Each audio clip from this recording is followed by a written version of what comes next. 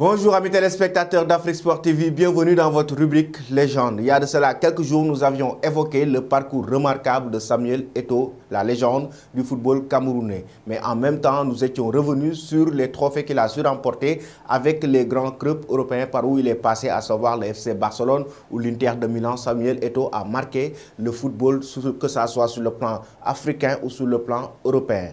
En même temps, aujourd'hui, nous allons vous faire découvrir une nouvelle facette de Samuel Eto'o, à un moment donné de sa vie, qui a été chauffeur de taxi en Espagne. Comment Samuel Eto'o, en tant que joueur, a réussi à tenir les deux métiers, chauffeur de taxi et en même temps footballeur. Avec notre confrère Edouard Abetou, nous allons découvrir cette anecdote, mais aussi cette nouvelle facette de Samuel Eto'o.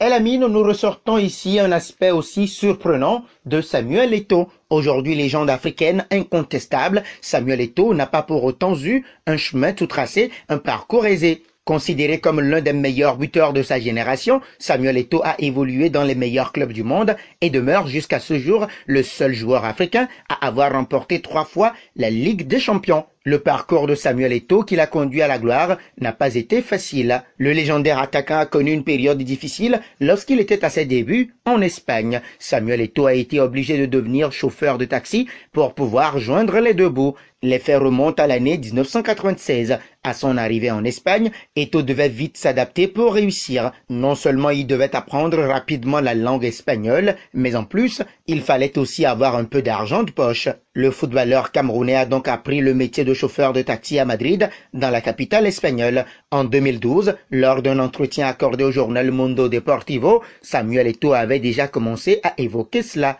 Quand je suis arrivé en Espagne, je me suis dit, mon Dieu, où est-ce que j'ai atterri? Le dépaysement était total. La chose la plus compliquée était la langue, or que je devais rapidement apprendre l'espagnol pour les consignes lors des entraînements et échanger le mieux possible avec mes coéquipiers. Dans la vie, il faut savoir s'adapter et surmonter les obstacles. Pour me fondre dans la société espagnole, j'ai eu l'idée de devenir chauffeur de taxi durant mes temps libres, dira la légende camerounaise, avant d'ajouter « J'avais mon permis depuis peu et je conduisais les clients dans différents endroits de Madrid. De là, j'ai appris à converser avec la clientèle. C'est ainsi que j'ai obtenu les bases de l'espagnol. J'ai aussi noué de solides relations sociales avec certains de mes passagers. Je suis toujours en contact avec ces derniers. J'ai été chauffeur de taxi durant une très courte durée, mais cela m'a permis d'apprendre beaucoup sur le plan social et d'en apprendre plus sur moi-même. Aujourd'hui, cela ne révèle que du passé. Samuel Eto'o a gravi des échelons. Non seulement il est devenu un grand footballeur, mais encore plus, il gagne très bien sa vie. Voilà, El Amine, une leçon d'humilité passée encore une nouvelle fois par Samuel Eto'o.